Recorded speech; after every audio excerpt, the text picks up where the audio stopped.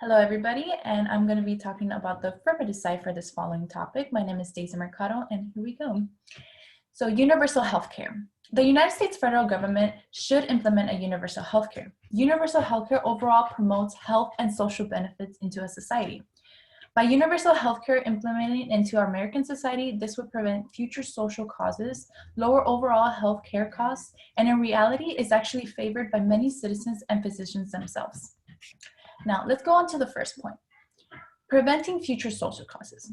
Back in July 6, 2017, LA Times released an article by Adam Schiff, which focused on why we fight universal healthcare.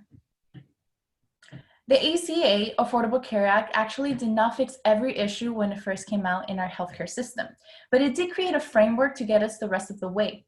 Through Medicaid expansion, millions more low-income Americans became eligible for coverage. Moreover, by creating a system of insurance exchanges and subsidies to help those who did not get coverage through their employer. So the Affordable Care Act actually created a market-based solution to expand access and affordability. What we will be implementing a universal healthcare will be continuing down this road path. And actually now in days of 2020, according to LA Times authors Sarah Collins and David Bullemel, on March 5th of 2020, there was a news article released on coronavirus, and it implemented a why we need universal healthcare today, because the social cost is right now. The United States has long struggled with the notion of shared risk when it comes to health coverage, but insurance markets and health systems work best when everyone is included.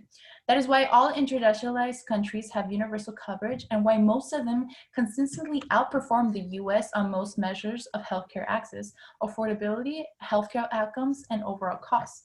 These particulars of a viral epidemic, a risk shared by all of us, shows we have a shared responsibility to comfort it into together to protect ourselves, our neighbors, and strangers with whom we share the world.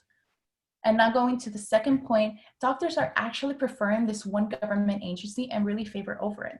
There was a study done in December 2018 of an academic article published by United States Physician Preferences regarding healthcare financing options.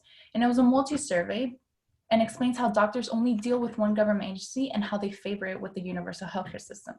So New York, Texas, Colorado, and Mississippi were surveyed. And among the 4 healthcare financing options, respondent physicians most favor a single payer system by 43.8% in comparison to others of the 33.2% of favoring the multi-system. The single payer system is the universal healthcare, and the multi-system is what we're doing now by like private insurance or people not even having insurance at all. Now, with them favoring, we can see that it can have actual benefits to us all. And also it forces hospitals and doctors to provide the same standard at a low cost.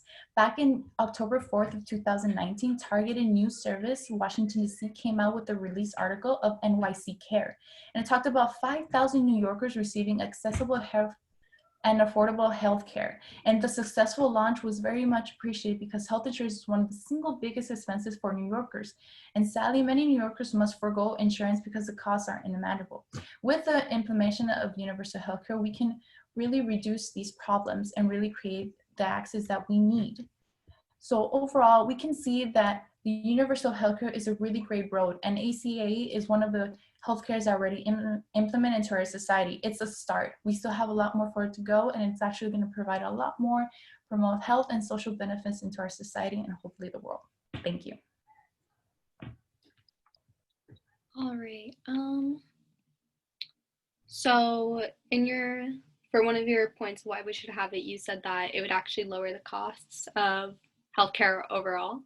Mm-hmm. How would it actually be paid for though? The system that we're trying to figure out is that there's a framework we're trying to figure out how we're going to be doing that. Right now, the issue is to really bring up the promotion of why it should be continued. The issues are going to be further utilized and like detailed once we're really in that step. Right now, we're not seeing much of a step. We're just really being in that multi-system because no one really wants to get out of that gate. So we're really trying to just implement the notion of what it could be and what it should really be for. Okay, so we haven't yet talked about, or we're only trying to get over, we're not going into like the nitty gritty of who's going to pay for it and all right now? Yes. Okay. All right. So now the prep time. Okay, prep time. 1 minute, and I'll tell you when the minute's over. Okay.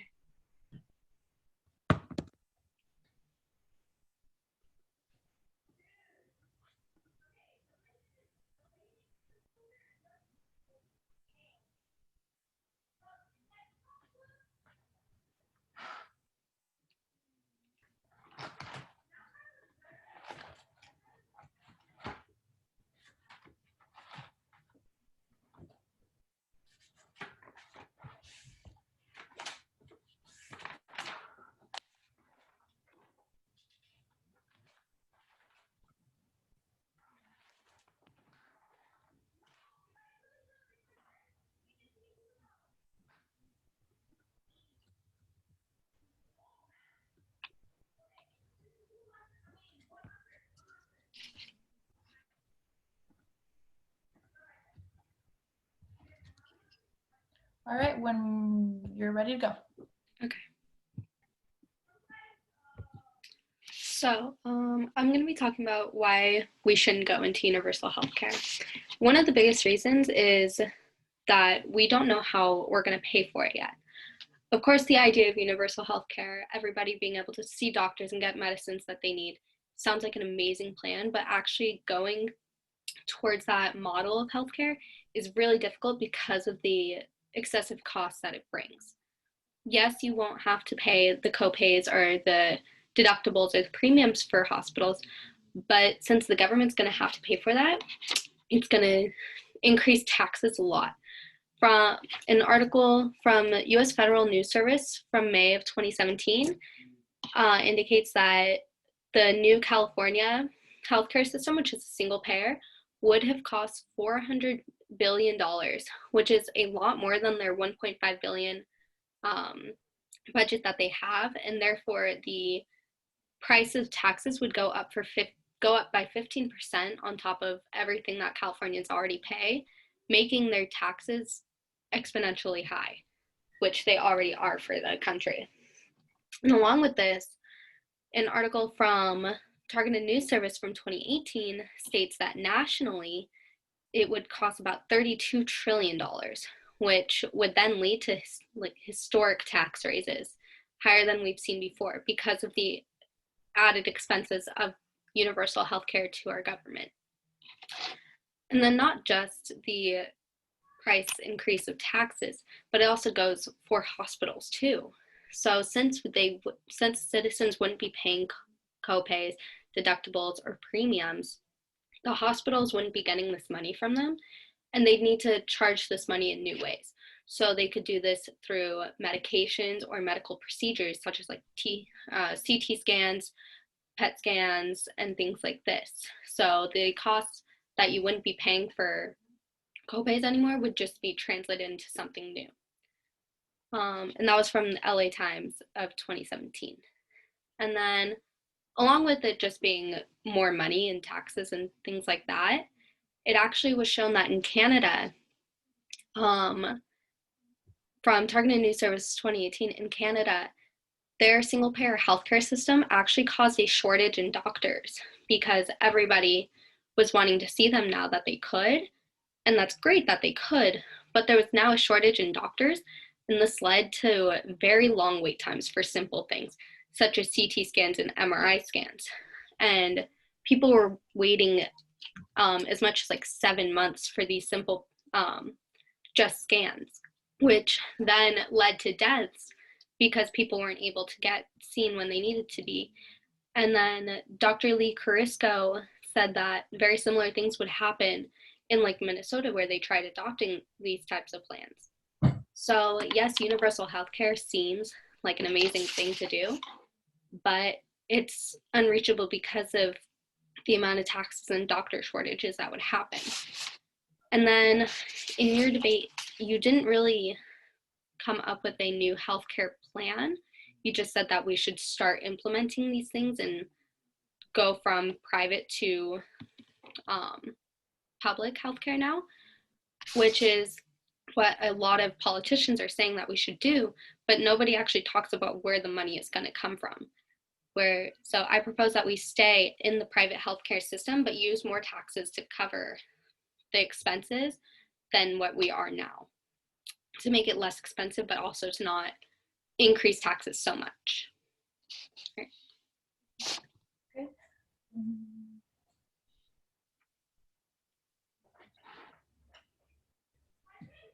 All right. Okay. And you touched and go about a lot about the pricing, which is very you did very good. That was very your statistics were really right there. Um, did you overall see any sources that could actually implement any benefits that could overall like help a lot more people, especially during these times of crisis right now in 2020, like with the whole coronavirus? How come, do you happen to know if like it's still even more beneficial to have that multi-payer system? At first it would seem like that because there would be no co-pays, no deductibles. People wouldn't have to pay that initially. But then once they see how much is actually going to come out of taxes now, it kind of offsets that a lot. Okay, thank you. Mhm. All right then. Now we do 1 minute preparation time for you since you're gonna do affirmative. Okay. No, we're still on the your constructive speech, 3 minutes. Constructive? What do you mean? Yeah, you're just kind of combating the points that I made. See, this is what I didn't do last time. Yeah, Okay. So then, it's 3 minutes.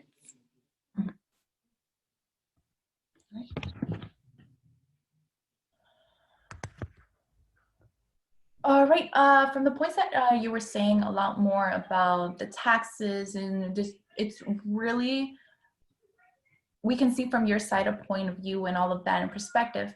But overall, that we're not saying that 100%, you know, our taxes already like are really up high, and might as well we need to provide at least something to benefit us in a way. You know, in LA Times in January 7, 2020, very recently, Melissa Haley researched and published articles of the US health system and about how it's costing right now 4 more times to run than Canada's single payer system. In the United States, the Legion of Administration healthcare workers and health insurance employees who play no direct role in providing patient care costs every American man, woman, and child, and an average of $2,000, $497 per year. So across the board in Canada, where a single payer system has been placed since 1962, the cost of administering healthcare is actually $551 per person, less than a quarter as much.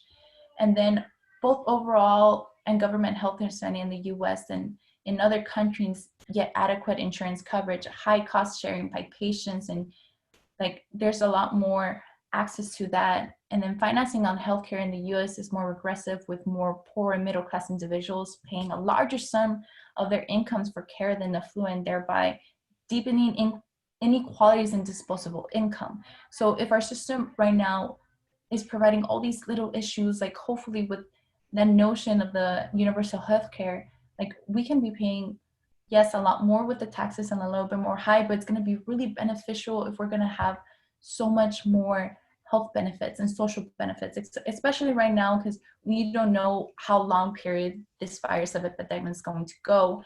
Like we don't know what in the end is going to happen.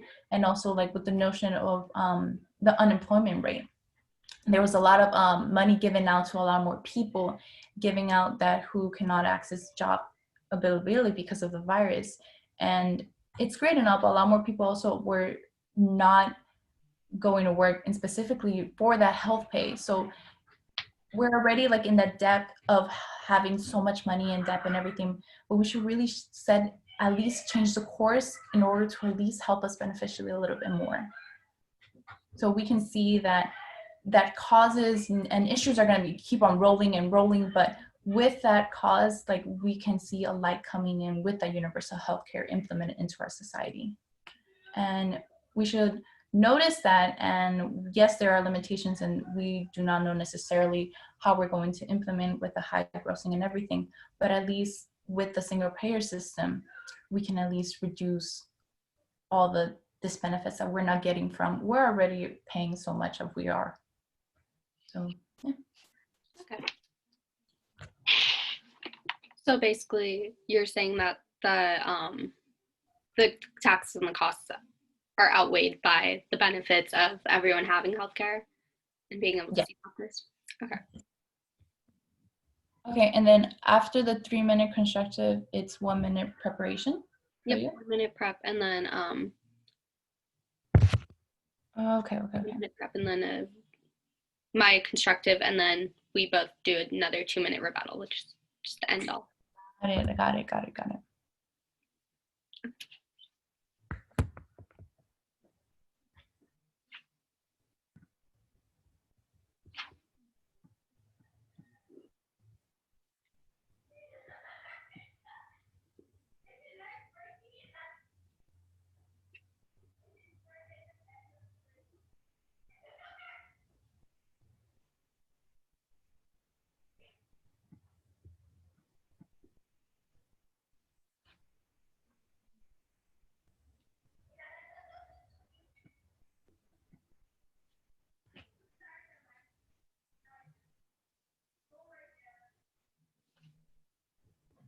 All right, whenever you're ready to go, Victoria.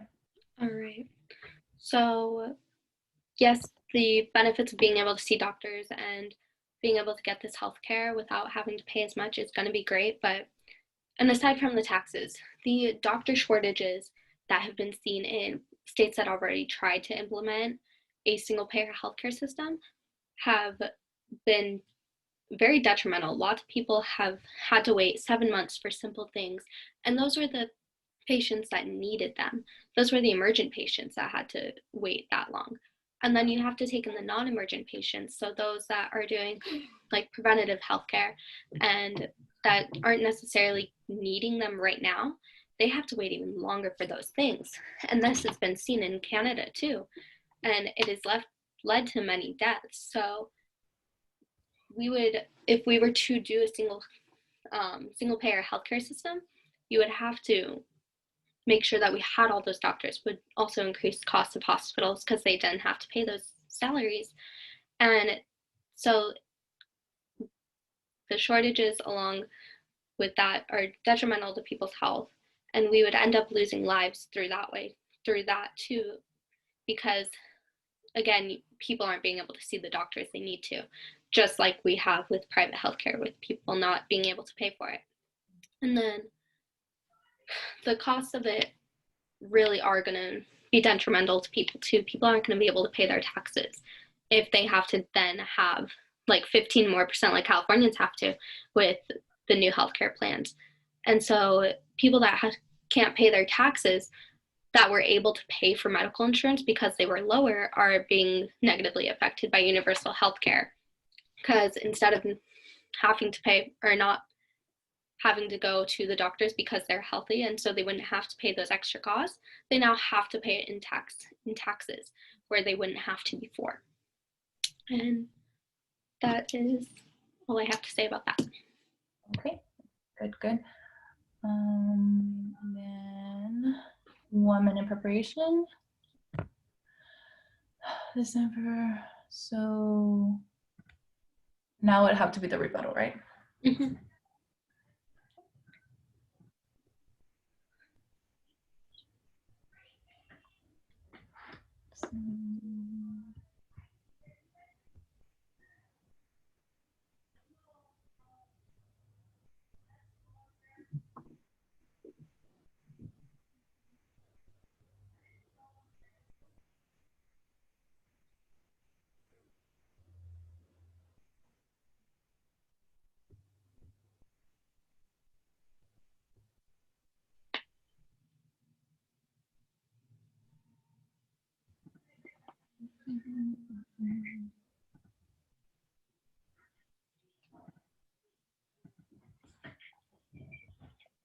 All right.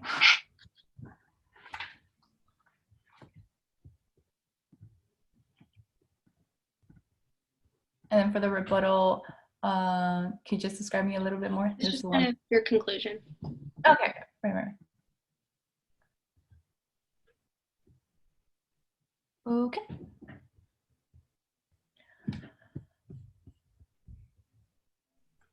All right. we understand how all the taxes, taxes are like a big thing right here in the United States. It's something that we have seen, and we know that it's a big concern for everyone. It's a big concern for me. It's a big concern for a lot of people, for the audience in general. Understandable.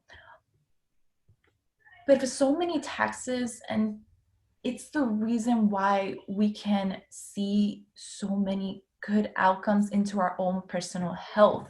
If we contribute this money, because it's gonna like overall better the situation for our own selves. But even like, let's say the homeless, a lot of people do not know what to do with them. A lot of people are like blocking that out. Well, a little bit of benefit can help with that universal healthcare. We can like just help them at least, and then we won't have that big of an issue there as well. Little by little, we can see like changes. Like, say for like, so much taxes are given into a lot of infrastructure and a lot of that. Why not give into our own personal health?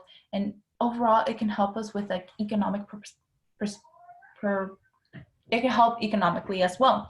The more beneficial that we are, like, we can slowly then implement our work, and like every day we can not miss any more work, and like we can contribute a lot more to society. So little by little, like, we might see like the over cost of the taxes and everything, but little by little, like, we won't really take notice, because we're going day by day. We're not worrying about our health, and we're not necessarily worried about this or that. Especially, like, recently, people that are going into society, like, what's the number one thing that they care about? Insurance. It's something that it's a big deal. So what if we didn't have that already implemented into our worries? Then we can focus on something else, and which is where we can see like personal, mental, physical, and economic prosperity into that. So while there's a big scare on the taxes, while there's a big scare on where the money might come from, we should really look at the outcome it's for ourselves. One day we are not going to be here, and we're living in a society and a place where we want to see a lot more clean, a lot more beneficial, to say this is why we live here, the American dream that we're having. And part of that is we can go down that road with universal healthcare. So while it might be scary not knowing where the financial situation might go to, but we should at least take the notion of everything that it can come with. Thank you. And my pet and Prep plan of 1 minute, right? Yep.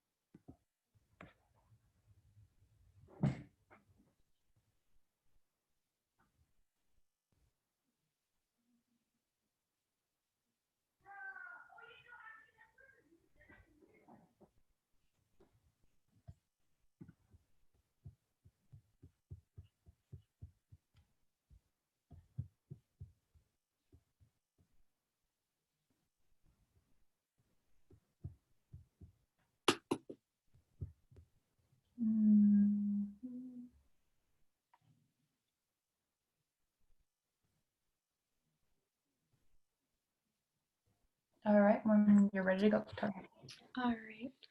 So, yes, universal healthcare sounds amazing. People being able to see their doctors is an amazing idea, but ultimately it cannot be reached because of, one, again, doctor shortages, leading to people having to wait months and months. And this thing that they needed to get fixed quickly, that wasn't a huge issue.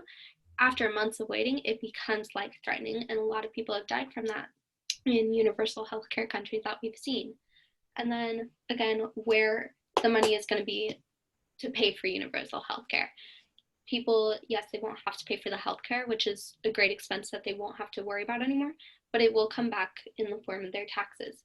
And yes, our taxes should be helping us. We have taxes going to places where it seems unreasonable and it should be helping us, but we cannot solely rely on those taxes for our healthcare. We do have to put in the money for it, and we can't solely rely on the government to fix this issue for us. People need to be able to afford their healthcare and take care of themselves without relying on the government for it. And so with universal healthcare, we're going to be seeing a $32 trillion rise, or trillion $32 trillion to pay for this, which will have a historical rise on the taxes. And it's already been seen in California, where it would be cost $400 billion and would cost taxpayers 15% more of their hard-earned money to pay for something that may not benefit them at all if they aren't unhealthy and don't need that health care that they now have to pay for others. So yes, it's an amazing dream, but ultimately an unattainable dream for our country to have because of these reasons. Thank you.